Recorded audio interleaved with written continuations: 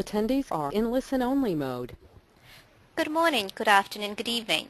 Warm welcome to today's ISQua webinar on how to make improvement research useful to improvement practitioners, an introduction to the research in residence model. We are absolutely honored to introduce you to today's presenter, whom you by no doubt all know or heard of already, but nevertheless, for those who haven't, I would like to welcome Martin Marshall as our today's presenter and would like to say a few words about him by way of introduction. Martin Marshall is a professor of healthcare improvement at UCL and leads Improvement Sites London, an initiative to promote and embed the science of improvement across both the health service and academic sectors. Previously, he was Director of R&D at the Health Foundation, Deputy Chief Medical Officer and Director General at the Department of Health, and a clinical academic at the University of Manchester. Professor Marshall has been a GP for 24 years, now serving an inner-city community in Newham, East London. He has over 190 publications in the field of quality of care, and in 2005 he was awarded a CBE and Queen's Birthday Honours for services to healthcare. Professor Marshall will take us through the nature, origins and development of the research in residence model, together with practical examples of its use in the UK. Just to remind you that today's presentation will take approximately 40-45 minutes and we will leave the rest of the time for any questions that you may have. Please type your questions in the question or chat box provided and they will be posed to Professor Marshall at the end of this session. Over to you, Professor Marshall. Please enjoy the presentation. Juliana, thank you very much indeed. Welcome to everybody and thank you very much for joining this webinar on the research in residence model. So I'm a clinical academic. I'm an academic at University College London and I'm a general practitioner in East London. And my primary interest is the interface between academia and the health service. So if I express it rather simply, I see my job as helping researchers to be more useful to practitioners, to managers and clinicians on one side, and I see my job as helping those practitioners, the people making decisions about how to organise and deliver care, to be more informed by the research evidence. So it's the interface between the two, and one of the practical manifestations of that interest is this researcher in residence model that we've been developing with colleagues in London and more broadly across the United Kingdom. I'd like to start by acknowledging the help and support in the development of this model of a number of people, and in particular two of my colleagues at UCL, Martin Utley and Naomi Phillip, who both lead teams of researchers in residence. I'd like to acknowledge the tremendous contribution that three colleagues are making who are knowledge mobilisation and research fellows funded by the English National Institute for Health Research, and that's Leslie Wye, Sue Mann and Vicky Ward. And finally, I'd like to acknowledge some colleagues who I'm working with, in particular on some of our programmes in London, in particular Laura Eyre, Beth George and Christina Pagel. So thank you to all of them for their contribution. Let me start with a story to depict what this model is about. About 15 years ago, one of the chief executives of our most prestigious London teaching hospitals was quite content with where he was. So he had a group of superb doctors, many of them internationally renowned, doing really good quality clinical work and research. He had a group of very high quality managers who were working from him, running the organisation well. But this chief executive was also a very wise man, and he knew that he wasn't going to maintain his hospital's preeminent position if he didn't address a very specific problem. And that problem was that the clinicians were getting on doing their own thing, providing clinical care, doing research, and had no interest whatsoever in the way that the hospital was run. They had no interest in the way that the hospital was funded. They had no interest in helping to make some of the hard decisions that organisations need to make. So what this chief executive did was turn to somebody that he knew called Paul Bate, who was a social anthropologist. And he said to Paul, we've got a problem with clinical leadership and with clinical engagement, and we'd like you to help us to address it. And what he did was appointed Paul as a senior member of the executive team of the hospital. So Paul was in post for about 3 years, and his job was to work with other colleagues in the executive team to help them to understand the nature of the disengagement of clinicians from the way the hospital was run and how decisions were made about the hospital, and to help them to explore new models of clinical leadership and clinical engagement, and then to implement those in practice. And 15 years down the line, those models are still in place in this hospital, and they spread much more broadly around the UK and indeed around the world. So an example of how a researcher can be useful. What's the problem that the researcher in readiness model is trying to solve? Well, there's two, I think. First of all, we know that there's a lot of potentially very useful health service research out there, mostly in the literature, but that often that research doesn't have sufficient impact on clinical practice. So that's the first problem. And the second problem is that researchers are often not asking the kind of questions that are relevant to practitioners, to managers or clinicians. If I put it colloquially, researchers aren't scratching where decision makers are itching. So those are the two problems that we're trying to solve here. The model fits nicely into a broad spectrum of activities, if you like, the activities of the science of improvement. At one end of the spectrum, we have the activities that are owned primarily by practitioners, so things like plan, do, study, act cycles, Lean, Six Sigma and such like, the things that are derived from the manufacturing world. At the other end of the spectrum activities, we have the activities which are run mostly by academics, so rigorous methods of research and evaluation. The interest of this model is somewhere in the middle. It's the hybrid activities. It's the participative methods, the action research, the embedded scholarship. So that's where it fits into this broad spectrum of improvement science. There's three key features to the in-residence model, and they are as follows. First of all, that the academic, the researcher, is not stuck in their office or in their ivory tower in their academic institution. They're a member of the operational team, the delivery team, and they're working in the front line of the service. So that's number one. Secondly, the researcher is explicit about what they bring to that team. So they bring, if you like, a unique set of experiences and expertise which the team, the operational team, doesn't have at the moment. So that would be expertise in the use of research evidence, expertise in understanding the broader impact of improvement, expertise in the theoretical side of research and how to use theories of change to drive change, expertise in evaluation, both formal and informal, and expertise in the use of data.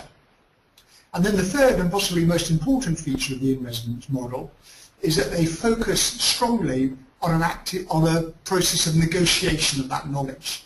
So their job is not to impose or tell their managerial or clinical colleagues what the research says. Their job is to interpret that research and negotiate it, and sometimes indeed to compromise. So if you like, this is a meeting of experts, academic experts on one side and practice experts on the other. So it's quite a philosophical model in many ways, because this isn't about saying science is the only or the supreme way of thinking.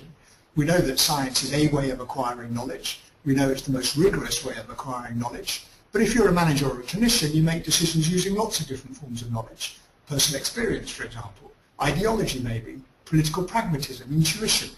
And what we do as a researcher in residence is to bring science as a way of knowing to that mix of different ways of knowing and help them to find ways of bringing different ways of knowing together. I'm now going to describe a number of different features of this model which I think are an important components of it. And those features relate to where the model has come from, to the evidence and the theory and the philosophies that the model has drawn upon, and how it fits into a current range of change activities. So first of all, let's look at where the model has come from. And I'm going to tell you a story about a hot air balloonist. So this hot air balloonist is out soaring across the English countryside one beautiful summer's afternoon, and he becomes lost in his thoughts, and he suddenly realises that he's got himself completely lost.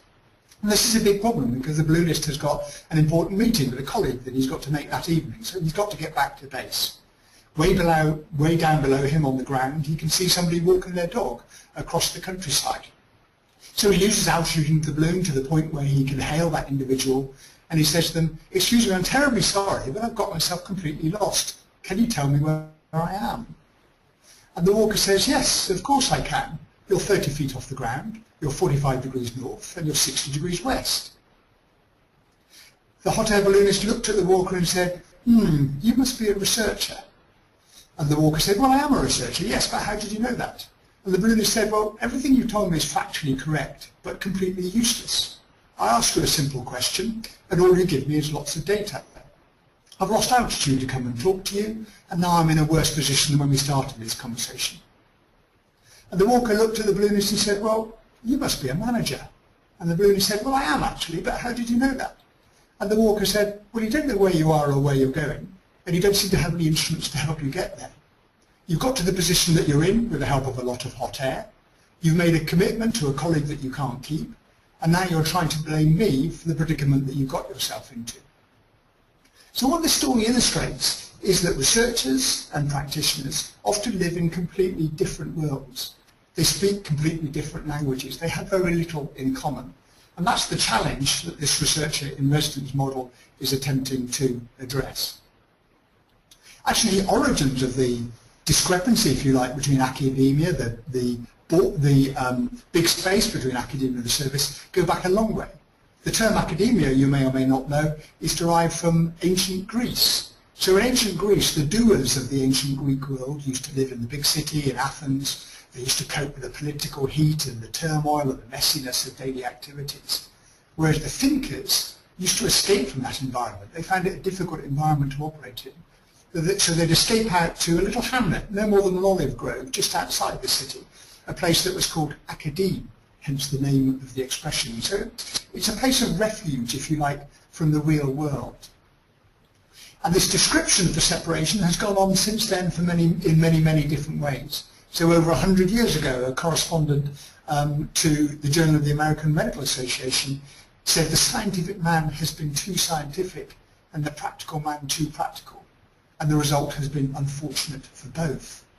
Larry Green, the great researcher from California, described about 40 years ago that evidence-based practice needs practice-based evidence. And my favourite was Donald Schoen, the wonderful writer who wrote the book called The Reflective Practitioner in 1987, describing the difference between what he called the hard high ground, where the rationalists live, if you like, and the swampy lowlands where the messy people in the front line live. And he said, we're confronted with a choice. Shall we remain on the high ground where we can solve relatively unimportant problems according to our standards of rigour? Or should we descend to the swamp of important problems where we cannot be rigorous in any way that we know how to describe?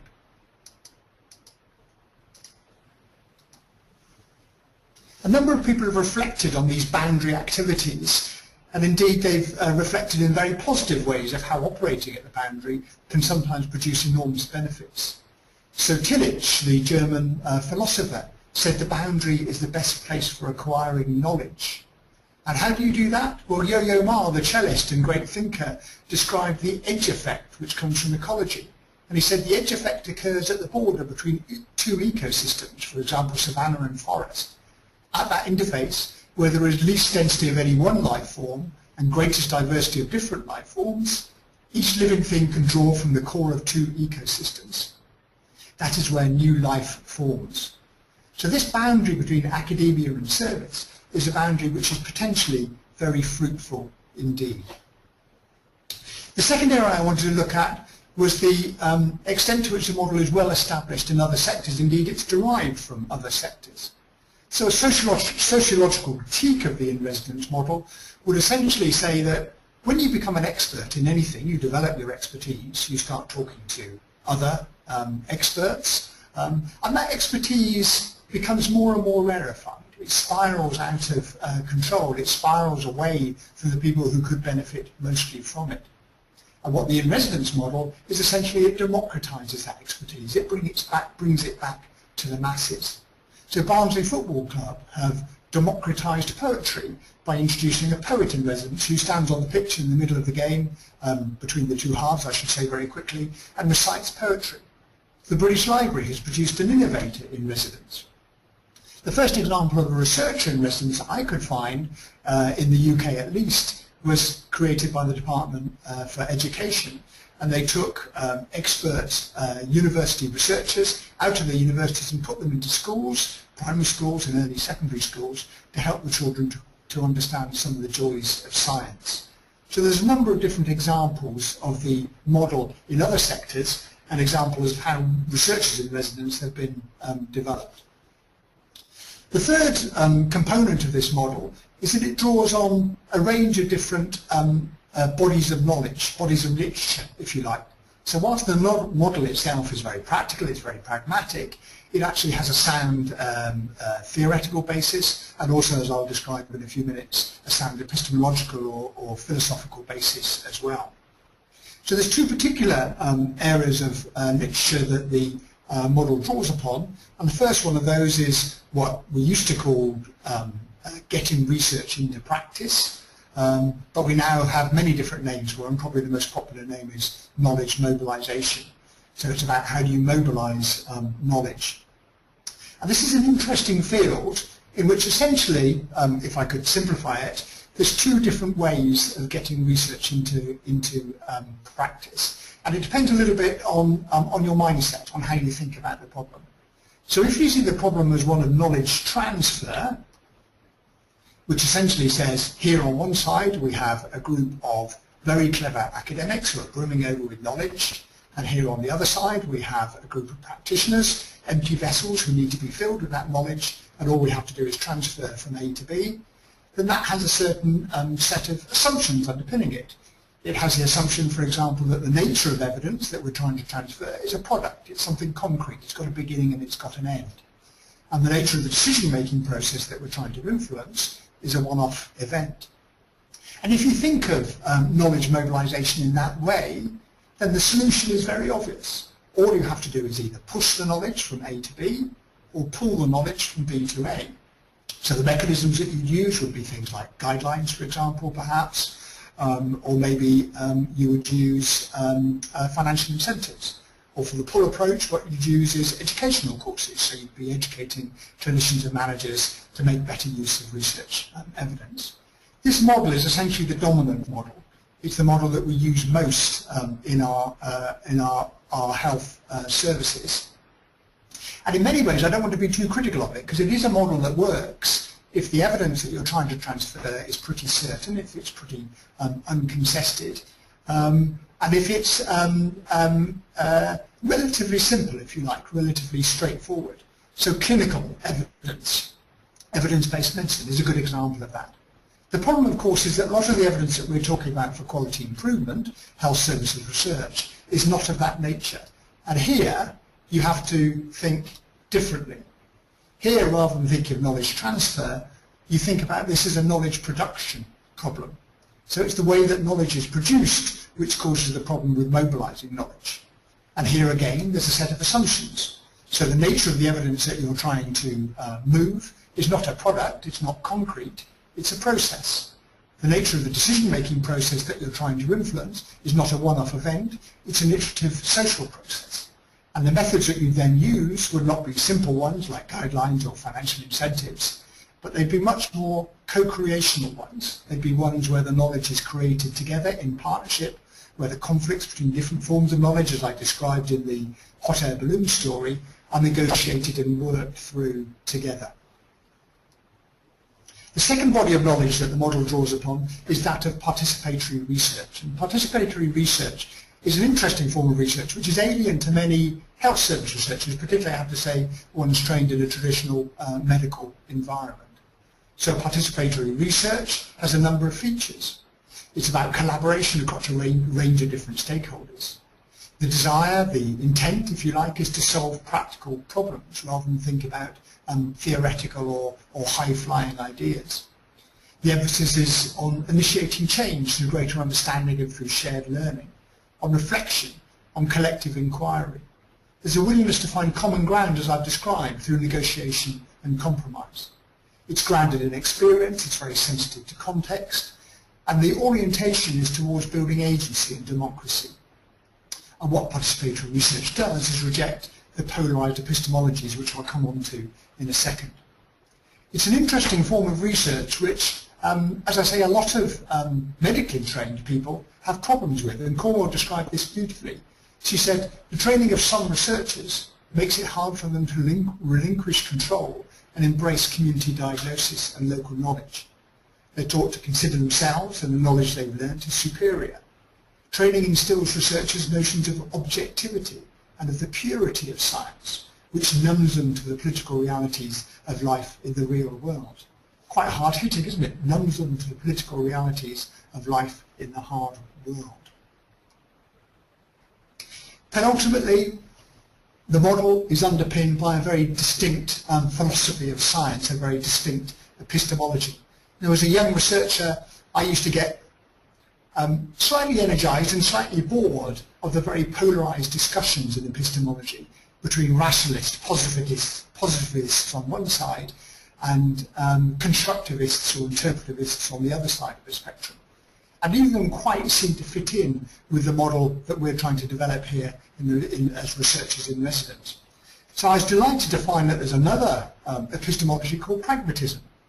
Pragmatism was developed by Charles Sanders Peirce, an American philosopher in the 1870s. And the derivation of the word pragmatism comes from the Greek for action or to do. And the implication of pragmatism as a philosophy, as a way of thinking, is essentially that knowledge shouldn't be regarded as either right or wrong, that's too simplistic. That we should be regarding knowledge as either more or less useful. And this seems to me to be a very useful epistemological basis to the in-residence model. And then finally, the model is aligned to a range of practical change frameworks based on good evidence and good theory that have been developed, and particularly the change frameworks that are much more dynamic rather than static or cyclical in their nature. And if I just give very quickly two particular examples of that. So the first one is the parish framework, and the parish framework was developed by colleagues in the UK, Alison Kitson and Rycroft Malone, about 10 years ago. And the parish framework says essentially one of the ways of thinking about transferring evidence, and one of the ways of doing so practically, is to get a balance between the evidence itself and its quality, the context within which you're working, and the facilitation process that you use to get it into practice. And the issue here is that only when those three overlap will you actually get effective implementation of research evidence. This is a model which is particularly popular in the UK and in Europe. The second model, which is much more popular in North America, United States and Canada, is the so-called dynamic knowledge transfer capacity framework. And this model looks at different forms of capacity for utilising knowledge. So generative capacity, disseminative capacity, and absorptive capacity. And again, it's about recognising the importance of all three of those different forms of capacity in order to produce real change. I'd now like to give a number of examples of the research and residence model in practice in the way that we're using them in London. The first example is a modeler in residence programme that's being used in Great Ormond Street for children, one of the most prestigious children's hospitals around, to address a very particular problem. This is a programme of work which is initiated by Martin Utley, who's a Professor of Operational Research at the Clinical Operation Research Unit in UCL, in the university where I'm based. And he's working with a number of colleagues, including Christina Pagel, who's a superb embedded researcher. The problem here that they were trying to solve was one of flow. In some ways it was a simple problem. So they had long waiting lists for their paediatric cardiology operating theatre lists, but they often weren't able to fill all their places because they didn't have sufficient post-operative acute beds to look after the children after their operations. They'd been trying to deal with this problem for a long time, and they recognised the inefficiencies, but they weren't finding obvious solutions. So what they did was turn to the Coro unit, ask for their advice, and within a very short period of time, 2 or 3 months, these operational researchers had used their basic skills in modelling to help these people to come up with a practical solution, to develop a model together and to come up with a practical solution to help them to address the problem. And the problem is essentially one that's been solved through this collaboration. So a really interesting example of using a modeler in residence. The second example is using a more generic health service in residence in one of our teaching district general hospitals in North East London, Whittington Health. It's an integrated care organisation, so it looks after not just hospital services but also some community services as well. And here this hospital was very ambitious. It was running a number of interesting quality improvement projects, but they recognised that if they had an academic on board to help them to understand the research evidence that's out there, to help them to analyse the data that they've been collecting, to help them to evaluate the effectiveness of what they were doing, and that would be useful. So they brought this researcher in residence on board for a period of a year, working just over half time with them, and they demonstrated some very significant advantages as a consequence of doing that. The third example is some work which is going on right now, led by one of my colleagues, Laura Eyre. And this is where a social scientist, in fact a critical discourse analyst, this is somebody interested in the use of language, is embedded within a large-scale integrated care programme in East London. So this is a massive programme covering a large population across East London in which they're trying to reduce the fragmentation in services between the hospital sector and primary care and between the health sector and social care sector. And Laura's doing some stunning work here, and it's particularly interesting her disciplinary background, because anyone involved in integrated care will know that we often use the term in different ways, and it's all about language. It's all about communicating what you mean and how you mean it. So a critical discourse analyst is a perfect academic to have within the team. Laura's been in the team for just over 6 months now, and already she's demonstrating her usefulness to the operational team in helping them to roll out this big programme. And the fourth example is one that we're about to establish also in East London, in which we're going to be bringing either a health service researcher or maybe an organisational psychologist into general practice to help address the issue of general practice redesign. So the model of general practice in East London is a very traditional one. We have a large number of single-handed practices, often working in isolation. Everybody recognises that that's going to need to change, and there are new network models of working. There are new organisations that we're calling federations or clusters that need to be developed. And we also know that there's a big literature out there around networking and around integration, which could be very useful to the design of these new structures.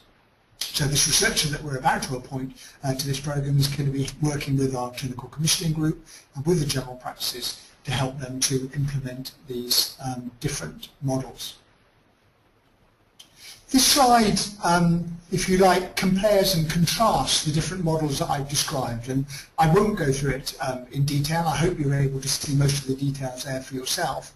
But essentially along the top we have the 5 different models that I've described to you, and down the side we have a range of different characteristics which demonstrate how these different models compare and contrast. So earlier on in this presentation I described 3 core characteristics of a researcher in residence. That number 1, they're based within the service. That number 2, they're explicit about the expertise that they bring to the operational team. And number 3, that they're willing to negotiate that expertise. And those are the core characteristics of the in-residence model as we've developed it at the moment. But actually there's lots of flex around that model in terms of a range of different characteristics. So for example, the setting, I've described in-residence models in acute providers, I've described in-residence models in the community, in general practice setting, in integrated care organisations. So there's a range of different settings that this model could be applied in. Secondly, the type of academic expertise. I've described anthropology, I've described operational research, I've described critical discourse analysis, I've described generic health service research. So some more specific, some more generic. And again, a range of different things that could be used. In terms of seniority, some of the researchers in residence that we've had in place have been pretty senior, well postdoc, perhaps even later on in their career, so very experienced. but others, like Laura, are fairly immediately postdoctoral, so relatively junior in their roles. And I think different models work in different ways. The workforce model is different. We know that they need to be in place for a reasonable period of time in order to develop relationships and start negotiation.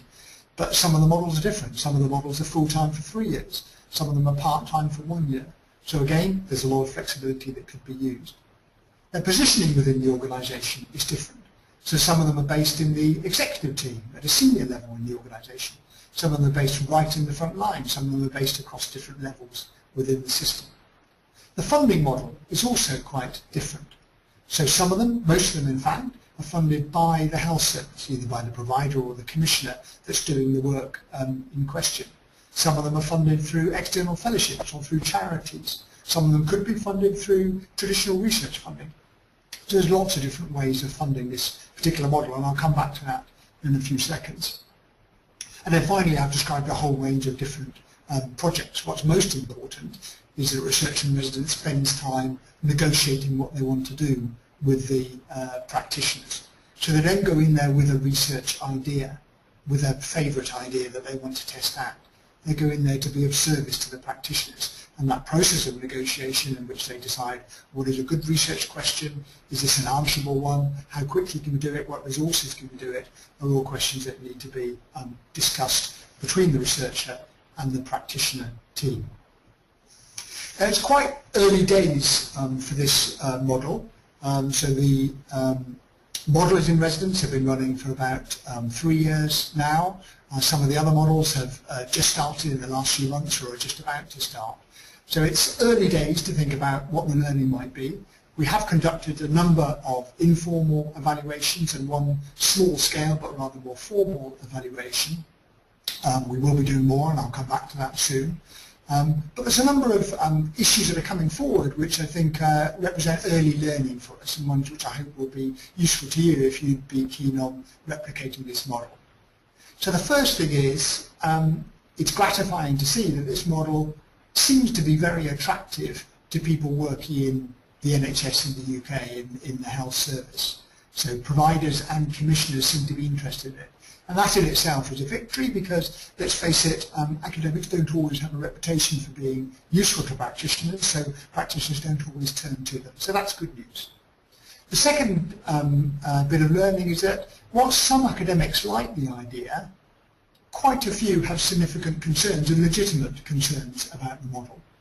The ones who seem to like it are either ones who are further on in their career, who've done the traditional academic role, for example, in the way that I have, and are interested in new models of working, or those at the very early stage of their career, the youngsters, the people who are really keen on making a difference. But the concerns that I've expressed by many academics, I think are probably quite reasonable concerns, and I'll describe those in a second. The third learning is that we've got a much better idea of what the skill set of a successful in-residence researcher will be. And I think we need to be explicit here that not all researchers would make good in-residence researchers. Some researchers are much more comfortable and much better when they're detached from the front line of the service, when they're thinking, perhaps if you like, more objectively, and more clearly, and in a more isolated way.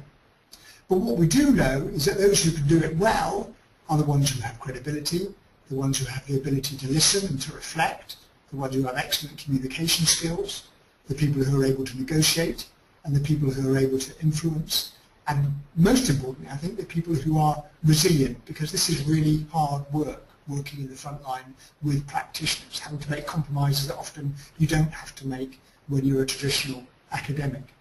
So all of these skills are essentially the skills of emotional intelligence. So the best in-residence researchers are those who have the highest emotional intelligence. The fourth learning is that the current service environment, particularly in the NHS in the United Kingdom, but I suspect in many other health services, is a particularly challenging one in which to work. There's enormous, the frontline workforce is under enormous strain, under enormous pressure. Creating space to think differently, to develop new relationships, to work with others can be quite a challenge. Now, we found ways of doing it, but it's really quite difficult. The next thing we know is that it takes sometimes quite a considerable length of time to be an effective researcher in residence, because it's all based on trust.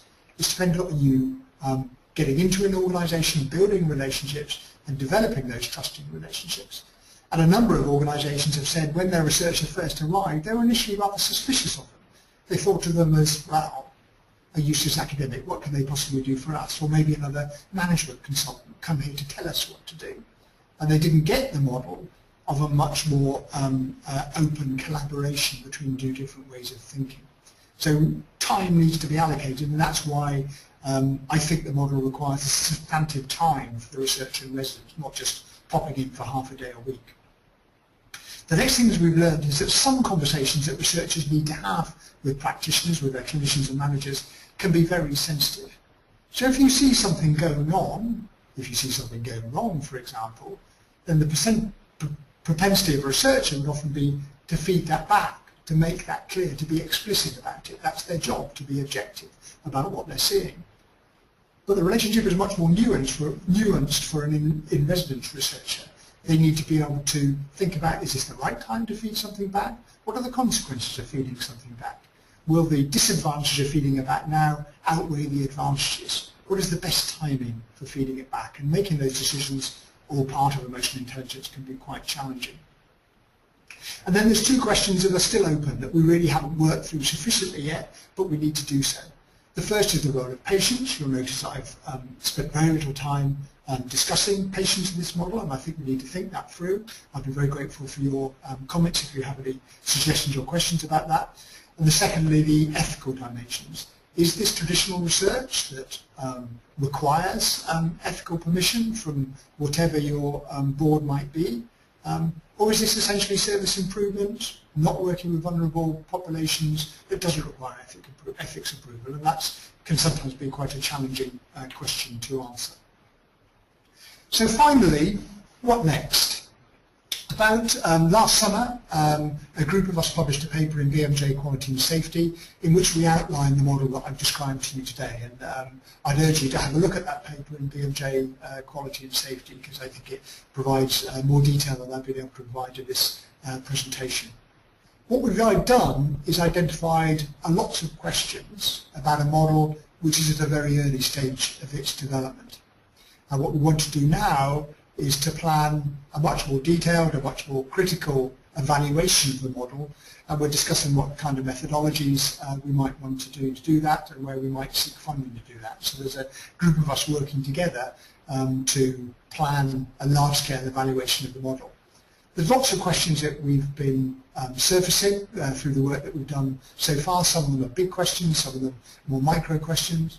Example of a big question is, if this is a model of participatory research, and participatory research seems to be popular with some people, why has it taken so long to take off, and why has it proved so difficult to embed in health services, particularly in the UK? Now in other sectors, like education for example, like the business world, the management world, participatory research is mainstream. It's well accepted, it's well respected, and it's being used all the time and published in journals and funded. In the health sector that hasn't been the case, except perhaps in the United States where there have been some, I would say, far-sighted funders who have been willing to fund it and some journal editors who have been willing to publish it. But why is it so difficult to get off the ground is a question. How do we overcome some of the barriers to establishing this model? And there are many barriers within our academic institutions which prevent researchers from focusing on impact, from being useful. And there are many barriers in the health service that prevent practitioners from being more evidence-informed in the way that they work. These are often deeply embedded institutional barriers that we need to be working on. Question that I raised earlier about who should fund the model. Our current belief is if the model is not funded by the people who are using it, the health service in our case, either clinicians or providers, then it probably won't be used. It will be easy to reject or ignore if it was ignored, for example, by a national funder. So I think there's something about ownership in the funding model which is really important. How should we judge and reward the success of embedded researchers? When, as a traditional academic, I know very clearly what I need to do. I need to bring in big grants, I need to publish in reputable peer-reviewed journals, and I need to have PhD students. It's quite simple, the measures by which I'm judged. But in this particular role, how would you judge success? How would you reward success? It might include those measures, but it might include other measures as well. Linked to that, what would a career track as an in-residence researcher look like? Is it possible as a researcher to only focus on in-residence roles? Or is it better to have half traditional role and half in-residence role? What is the best balance between them? I've already discussed what's a range of seniority and disciplinary backgrounds that might best fit. Is it better to have generic people? Is it better to have specialist researchers? Is it better to have the mix between the two? And if so, how do you access them? Is it better to have older people who perhaps are wiser, have been around for longer, perhaps can have better relationships with more senior people in the service, more credibility? Or is it better to have younger people full of ideas and full of energy? And then there's questions about the training and support needs for in-residence researchers, and it might well not be traditional training. I do believe that in-residence researchers need to be top quality researchers before they then move into an embedded, more impactful role. But what specific training is required to allow them to be good in-residence researchers? And then finally, what is the risk of capture? What's the notion of objectivity for these kind of roles? Traditionally, as I say, researchers stand back, they make objective assessments of what's going on around them. These are not objective, these researchers. They work in, they're often socialized, culturalized within the environment that they're working. Is that a benefit or is that a risk? Some people would say either. So lots of different questions. We're planning to put together a team, as I've described, to evaluate and start answering some of these questions. And I think there's a lot of work to do. I hope you've enjoyed this presentation. I hope you've gained something from it. And I very much look forward to hearing your questions. Thanks for listening. Thank you, Professor Marshall, for this exceptionally informative and very practical presentation. We do have indeed a lot of questions came in, so I think we will just put our sleeves up and start with them straight away. There are a lot of questions coming in about the funding. Some of them have been answered, and I think that the different aspects of that they haven't. And the first one is coming from Naoaki Ichihara. He's saying, I am particularly interested in funding for the research in residence model. It seems that majority of research in residence model are funded internally by the provider organization, but this requires that the host provider organization needs to be big and robust in scale. Have you experienced any challenges with financially supporting projects for small, isolated and poorly organized practices? Do you have any idea how we can solve such financing challenges? Yeah, well, it's a very interesting question and important question. I've just described how I think ownership of the model by the people who the researcher is working with is really important, and how if they pay for it, they have, if I use a colloquial English expression, they have skin in the game. So they have a certain sense of ownership, and I think that's important. That does, of course, present problems for small organisations, because in some ways the model is not very expensive. You have to find the salary costs, primarily of the researcher, for as much as you can afford of their time. The other ongoing costs, the research costs, collecting data, analysing data, is relatively small. So it's not necessarily an expensive model. It doesn't require a large infrastructure to support it. But if you're a very small organisation, like, for example, a general practice in the UK, it would probably be outside your realms of possibility. One way, I guess, would be for smaller organisations to group together and to share an in-residence researcher, and perhaps for that researcher to look at issues that cross those organisations and to share learning between organisations. So I think there's ways of different doing it. I think the argument that I am trying to make to our providers and commissioners in the National Health Service in the UK is that this is a good investment. Now, at the moment, I have to say that with a certain amount of hope, because we haven't evaluated yet, and we do need to evaluate the cost effectiveness of this model. But essentially, a lot of money is spent on a lot of things in health services, and a lot of that is wasted. So if you say we want a relatively small proportion, often a tiny, tiny proportion of your budget to be spent on something that we think will help you to do what you're doing but do it better, and that seems to me to be a reasonable argument to make. And some of the people that I'm working with in London and more broadly across the UK are buying that argument. Thank you, Professor Marshall. The next question is from Marianne Street. She's saying, has Professor Marshall considered or experienced a partnership model? I'm currently employed as a research fellow situated in a health service, but also in a university. Each institution pays half of my salary, and I have the advantage of academic colleagues at the same time as working with clinicians in the health service. Yes, I think that's a model that works really well, and I'm aware that in some countries, I think the United States is one of them, I don't know which country the question is from, that model does exist. I think it's a very effective model. My experience talking to colleagues who fulfill that model is it isn't always an easy one to make work, because often they get dragged in two different directions, having two different employers, and often even though they might be based in a service, it's their university masters that place the strongest demands on them to produce publications which may or may not be useful to the decision makers in the service. So I think it's a great model if you can make it work. I don't think it inevitably works just because you've got shared ownership of it. Thank you, Professor Marshall. The next question is from Mary Cook.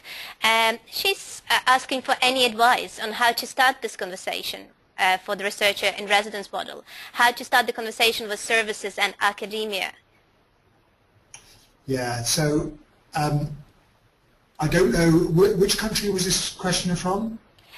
The very last one is actually Ireland. Okay, okay. So I don't know about the structures in Ireland. In the UK, we have just started a series of what we call academic health science networks, which are partnership organisations between academics on one side and practitioners on the other. And that's become a forum in which these kind of conversations are had. So the model that we've been developing in London is developed through our local academic health science partnership. It's called UCL Partners. It's an opportunity on a regular basis for clinicians, managers and academics to come together to share ideas. And that's worked really well. If you don't have that kind of partnership, then it is more complicated to get it going, because how do you find the receptive chief executive or the receptive director of nursing or medical director to have these conversations? I think often it's based on personal relationships. So if you're an academic and you know somebody, or you know somebody who knows somebody who works in the service, start a preliminary conversation, describe the potential benefits.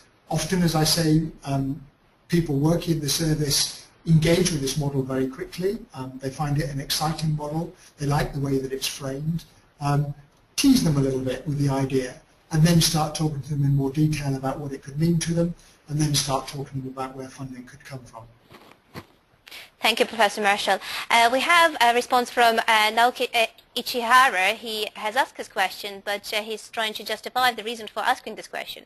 He's saying, I'm asking this question because I'm used to practice in Japan, where healthcare is largely financially supported by public health insurance, and the budget of most hospitals are extremely tight. Few of the hospitals there are able to engage in substantial organization quality improvement project except when it is expected to lead to a short-term financial gain. So he's assuming that financing of UK hospitals may be somewhat similar, and not allowing hospitals to make tons of money like in some other countries where healthcare is largely provided as commercial service. So question stands as follows: how can quality improvement research be justified in such situations? Yeah, it's a really good question, and I suppose I've addressed that in part in my previous answer. The questioner is right. UK hospitals are under significant financial pressures, getting more so. So you do have to make a case for them to invest in something like this. If you've got a hospital that's got a multi-million pound or dollar turnover, and you're asking them for 60 or 70,000 pounds in order to fund a specific post which you want to persuade them could be useful to them, then that's a relatively small argument. And I come back to my argument that in health services we waste an awful lot of money on things that add no value whatsoever. I do think it's worthwhile being fairly pragmatic about this. So my starting point over the last 3 or 4 years when I've been talking to organisations is to very pragmatically go to them at the end of the financial year, surprisingly sometimes find that they have a small underspend in a particular pot of money and saying, how about spending it on this? So it's not a strategic investment, it's a very pragmatic, it's a very practical investment, but that then hooks them in and it allows you then to have conversations about more strategic investments in the future.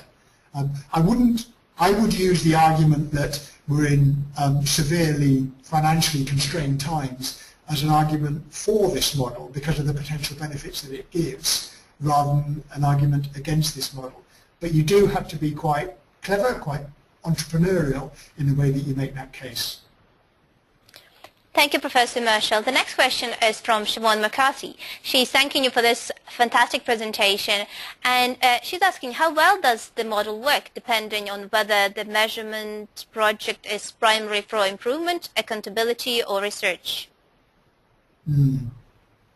Okay, so all of the models that we've been looking at have been primarily for improvement, but using evaluation as one component of improvement.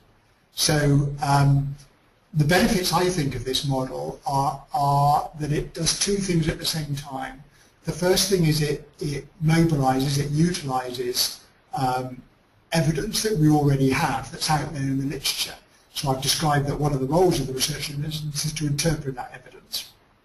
But the second thing that it does is it creates new knowledge, it creates new evidence.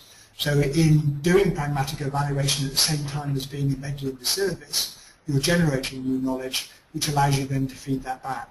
So in our East London Integrated Care Programme, Laura Ayres, our researcher in residence, is doing a large-scale data collection exercise in which she's generating data from a range of different sources in order to understand the processes underpinning the implementation of the program, and in particular the biggest problem that I think we see with many integrated care programs, the disconnect, the voltage drop between the intent on one side, often the grand visionary intent on one side of integrated care program, and the practical reality of how difficult it is to deliver on the ground. So she's working in particular on that area, developing new evidence. So it is possible to use it for research purposes, although my argument would be, almost by definition, if you want to engage colleagues, it has to be pretty practical, pretty applied, embedded type of research, not a traditional, more detached academic form. Thank you, Professor Marshall. The next question is from Ahmad Bilal, and he's again thanking you for this interesting presentation, and his question is about the culture of academic research. How can we ensure their engagement, and maybe the more appropriate word will be dedication to this improvement research, since we need their involvement? And is this from the perspective of the researcher? Is a suggestion that the research culture is not quite right, or the practice culture? Research culture is not quite right, as far as I understand. Yeah, I think that's right, and it goes back to what are the incentives as a researcher. And again, it varies in different countries, but in the UK, particularly in a successful university like the one that I work in, the incentives are very clear. They are about bringing in grants, and they are big grants often, not the kind of small-scale grants I'm talking about. And they are about publishing in peer-reviewed journals, and they are about having PhD students. So you have to kind of recognise those incentives within the system, but also, and this is the argument that I'm making with my own institution, recognise that the world is changing. The taxpayer, who in countries like ours fund the higher education sector, increasingly wants universities to be useful, and increasingly they're looking at new models of new ways that academia can work in order to prove that they can be more useful. Not 10 or 20 or 30 years down the line, not doing blue skies research in these kind of very practical areas like health research, but doing research which is immediately useful to help practitioners to address the big challenges that they've got.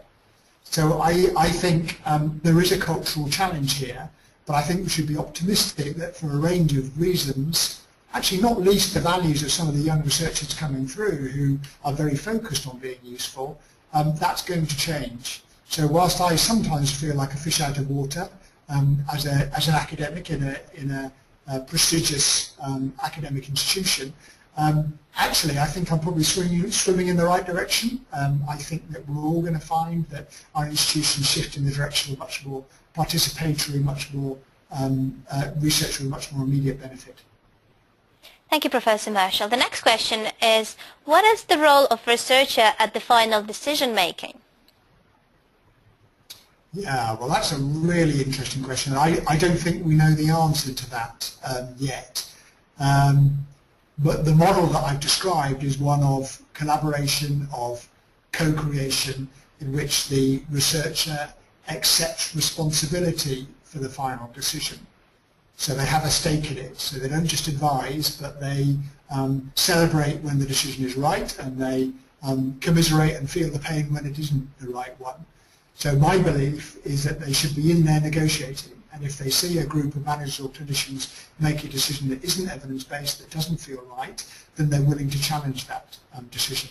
Ultimately, of course, in statute, by law, I guess there are lines of responsibility which would go back to the chief executive of the organisation, who is ultimately responsible for the decision that's made.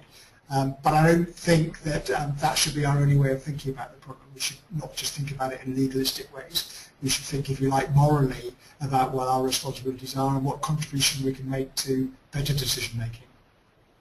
Thank you. The next question is that can the researcher use the data gathered during the research in residence period for further research or publications? What is the disclosure procedure around this? Well, that would have to be negotiated up front. So the answer is yes, they must do, because I think researchers in residence will only be useful both to their institutions and to the broader aim of doing research, creating new knowledge, if they do publish their findings. So I'm not suggesting that researchers in residence shouldn't be interested in publishing. I am suggesting they might be spending rather more time building relationships and being useful than just publishing, but they do need to publish. So I would expect arrangements to be in place up front in discussions about authorship, about intellectual property, that allow new findings as they emerge to go into the literature. And there's a number of examples in the paper that I've described, which I think is still up on your screen in BMJ Quality and Safety. We describe some particular examples of in-residence researchers. Paul Bate, who did the work in the London Teaching Hospital, the anthropologist, has produced some beautiful anthropological descriptions of the work that he did. So there are examples of it being in practice, but you're right that if you don't negotiate the issues around authorship and IP up front, then you'll be heading for problems. Thank you. And we will finish this Q&A session with this last question for today. It stands as follows. Is any training provided for both researcher in residence model and staff involved? Well, that's up to whatever model you might want to establish. So the models that we've established here, the answer is yes. So we provide quite a high level of mentorship for our in-residence researchers, particularly the more junior ones, of course. So one of my in-residence researchers has got 3 mentors that we've identified for them. One of the mentors is a mentor in her particular area of academic expertise. One of them is a mentor in the subject area in the service, an academic mentor in the subject area of the service that she's working on. And the third mentor is a manager working in the service. So 3 people coming from different backgrounds, and she meets with them once a month, once every 2 months, in order to discuss her learning and discuss some of the challenges that she's come across. So I think that's important. Also, as a prime mentor for these individuals, I'd have discussions with them about what their training needs are, and they might be needs around academic methodologies. There might be needs about influencing or negotiating, and there's lots of really good coaching courses on negotiation.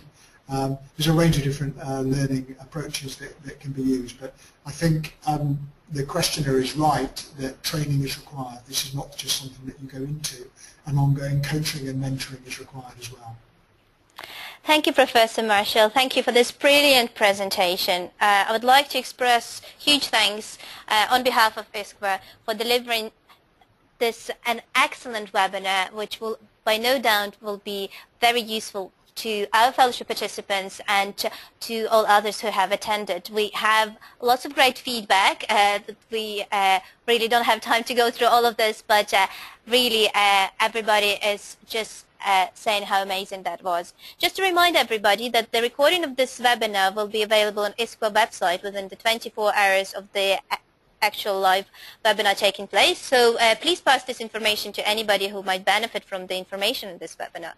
So the fellowship program participants who attended this webinar will automatically be able to claim 2 credit points for taking part, and participants who are going to view the recording of this webinar will have to go through the set of questions before they can do that.